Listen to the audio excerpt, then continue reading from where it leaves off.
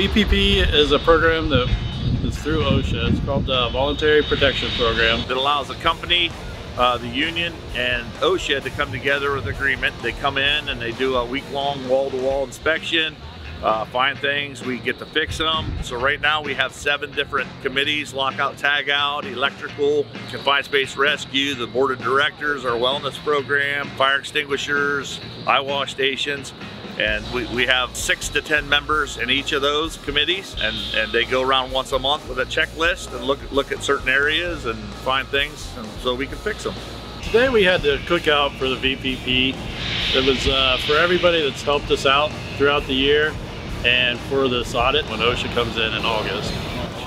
The whole plant has really done a nice job coming together and getting things cleaned up, especially with all the construction. You know, we decided to go ahead and have a little celebration meal for them.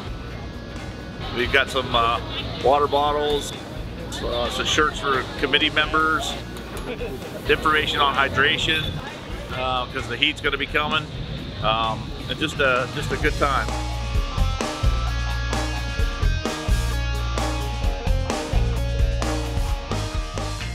Perfect. VPP, it's pretty hard to get, and the last statistic I heard, out of the 8.5 million companies in the United States, there's only 1,100 VPP Star sites, and we are one. Yeah, we were the first foundry in our region to actually get the VPP. We're proud of that. The Star means we're the best at what we do. The reason it would affect our customers is they know that what we're doing here matters, both quality, safety, environmentally. We're taking care of business, but our employees aren't being hurt making the products that our customers can use. It's an employee-driven safety program. It starts at the bottom level.